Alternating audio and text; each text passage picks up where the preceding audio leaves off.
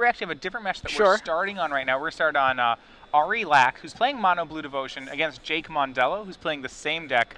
Two very good players. Two good players. This mirror match is particularly interesting. Okay, why is it so interesting? For everybody at home, what do they have to understand about the Mono Blue Devotion on Mono Blue Devotion? Does it come down to who drops the first Night Veil Spectre, who has the rapid hybridization at the right time? Is it who draws more Master of Waves? What do you think? Well, to say it comes down to one thing, I don't think is particularly accurate. I think board presence matters more than you would expect in this matchup. Okay, now for someone playing this matchup, would they want to practice, combat? Would they want to practice attrition? What do you think we're going to see here? Well, certainly being able to do combat matters in the matchup. Okay. You get a lot. Remember that a lot of these decks are playing, I would almost say, like, good draft cards. You see Cloudfin Raptors, Frostburn Weirds. Judges Familiar. So because you're playing a lot of these draft style cards, you get a lot of draft style situations where both players just have creatures on each side of the board, and there's a lot of math going on, more so than you'd expect, I guess, in a constructed game. Yes. That said, we still have things like Jace and Thassa, which really stop being as mathy. Okay, and I think Mono Blue has become so popular, people are just packing 4 Gainstays in their sideboard. Yeah, that's become... Both players are in this case as well. Certainly that's something that Sam Black has been advocating. Okay, yeah, definitely. He's writer for StarCityGames.com. All right, so we're going to have a pretty quick start here. Arya was on the play and made a turn 1 Cloudfin Raptor. But it's not doing much here, right? Wasn't able to evolve it. Jake then responded with both Judge's Familiar and Tidebinder Mage. Okay, so now it gets evolved, and Arya will swing it for 1. Yeah, the Tidebinder Mage is really... They become interesting in this matchup. They're just Grizzly Bears, but you kind of don't want to trade them because as you see on Jake's board, that Tidebinder Mage is going a long way to making Thassa turn into a 5/5. Sure. Now, do you think there's any merit for Jake to have attacked with the Tidebinder Mage before playing the Thassa? Maybe have Ari take that damage? Well, because he probably would have, knowing that Ari has a Master in his hand. He possibly would have. It's really hard to say. It depends how much. Is Jake willing to lose that Tidebinder Mage? How important is it here? Sure, okay. You're right that in the Master of Waves versus Thassa board state, which we've gotten to right here, Ari's made Master of Waves. The Master of Waves is a lot scarier. Yeah, exactly. Yeah, Master of Waves is definitely the card that is the most scariest here. So we'll see what Jake wants to do with his Scry. It looks like he almost drew his card there. Almost forgot about it, bud. Scryed it to the bottom. He has a Bident and another Tidebinder, but remember... But no Master, right? No Master. So what he needs either is like a Master or a Rapid Hybridization, usually in this situation. Okay, so there's a Bident. So this will allow Jake to possibly draw a couple of cards. We'll see if he trades off here or not. Yeah, it does turn on Devotion for Thassa, so we see a swing for 6 from Jake. So, I mean, Ari could just trade off one of his tokens for Jake to not draw a card. He could, yeah. Yeah, so I mean...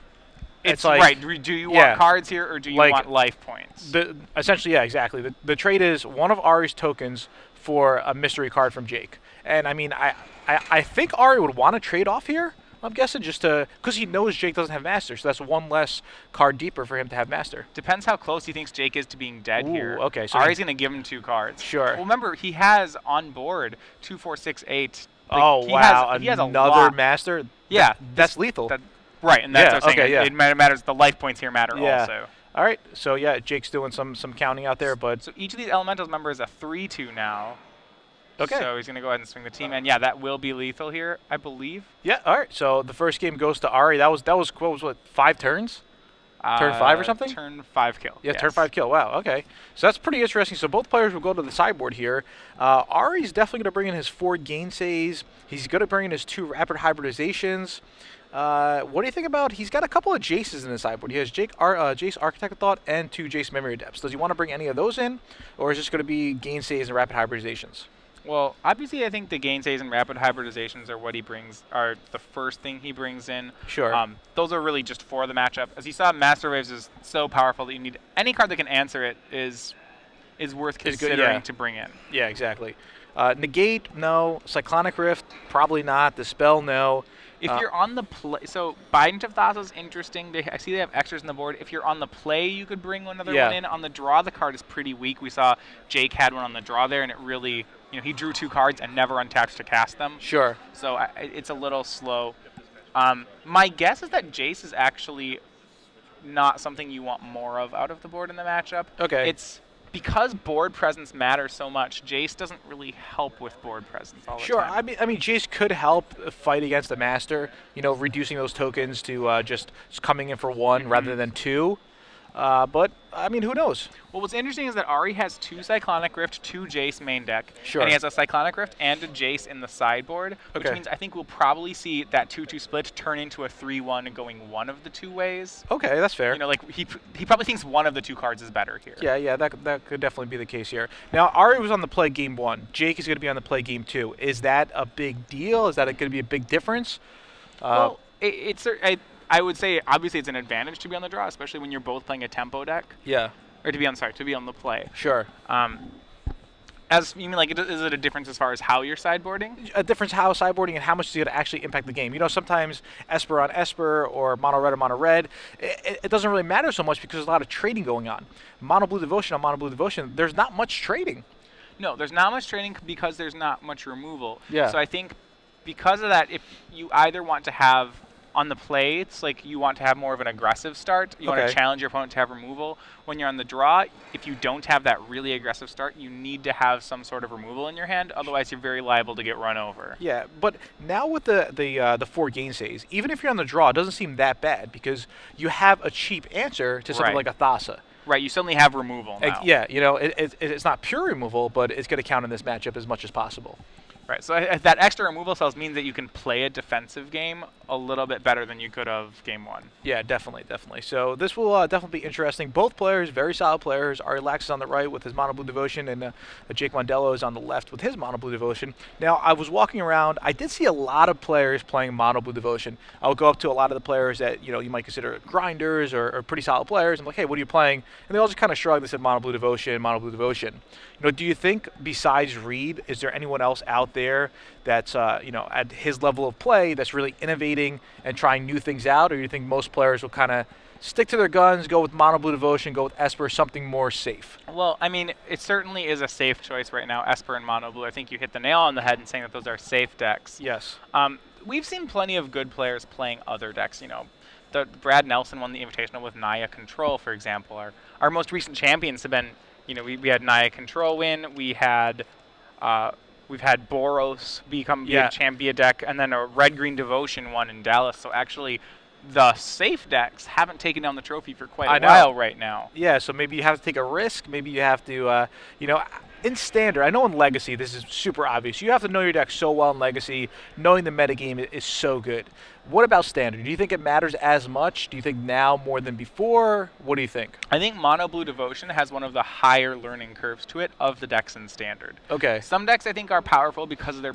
So I always talk about like decks that are powerful because of their positioning and matchups, and then decks that are powerful because of their play skill. Sure. So like Mono Black, for example, is a deck to me that I think is powerful by its positioning. If a lot of people are playing green aggro, your Mono Black deck will just be good. You have so much removal. You have so much removal, it's great. Underworld Connection draws you more removal, and then eventually you draw something to kill your opponent with. You can play a pretty straightforward game, but I don't think Mono Blue plays a very straightforward game a lot of the time. No, it really doesn't, and that's a great point you bring up. So, if you don't know what you're doing with this deck, we talk about how to sideboard in this matchup, and you and I kind of came up with lots of different thoughts on it. Yeah. Like both of us, because neither of us are as practiced with the deck, that's something that's not obvious. Yeah, definitely. All right, so they're off. Jake leads off with an island. Ari with a Cloudfin Raptor. So let's see what Jake has for turn 2. He just passes the turn. So he doesn't have an early start at all. He does have a Jace. He had a Tidebinder mage. He opted not to play there. It seemed like there was some hesitation there as well. And do you want to gainsay that Frostburn Weird? Tidebinder Mage actually shuts down Frostburn Weird. Yeah, well, he can shut down Frostburn Weird. I more wonder if that's something you want to use a gainsay on. Like, exactly. This Night Veil Spectre looks like it's going to resolve from Ari, and that card seems to me to be a lot more relevant than... Yeah. All right, so this is kind of interesting here. Anyway, Ari swings in with Cloudfin Raptor. These players are playing very, very fast. Yeah, Jake Cyclonic Rifted it. I thought he was building into a turn 4 Jace, but it turns out he did not do that. Okay, yeah, and he ends up gainsaying, and he still has a Tidebinder Mage in his hand. Has yet to play it yet. What it seems like Jake is doing is the idea is that he's burning his cards very quickly with the idea that he can just recoup card advantage. Okay. So you saw he made a Night Veil Spectre of his own. Ari made a Night Veil Spectre as well. So why wouldn't Jacob maybe have tackled that Mutavault last turn? Is he trying to bluff gainsays? trying to bluff a gainsay, possibly. Yeah, maybe. Okay, yeah. So it seems like Jake's taking some interesting lines here, but we'll see if it works out for him. Yeah, he's going to plus a Jace and play Cloudfin Raptor. Because of how he's played here, he has managed to get a protected Jace on the board. Yeah, which is really good. Which is really good. It cost him almost his entire hand to do it, so this Jace is going to have to get him a lot of cards to be worth the investment. Yeah, unfortunately for Jake, though, Ari does have Cyclonic Rift and a Gainsay in his hand. So if Ari wanted to, he could just shut down the Jace. Yeah, I mean, shut down the Jace right here, and then have Gainsay back up next turn, and now what's Jake going to do?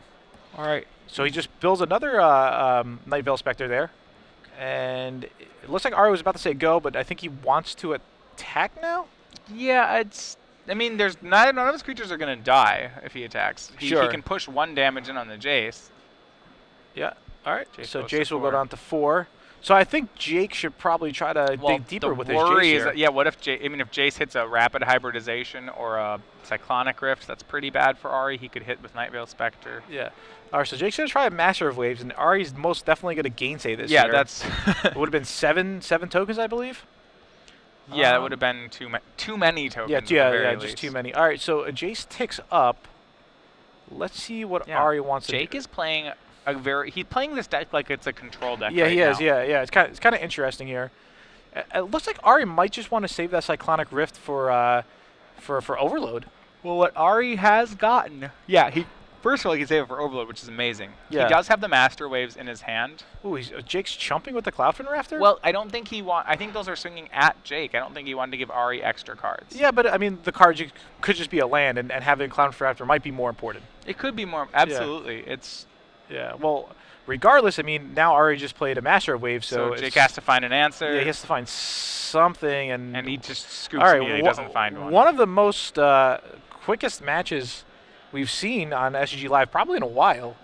It's 10 minutes about, and between shuffling and whatnot, so yeah, that was fast.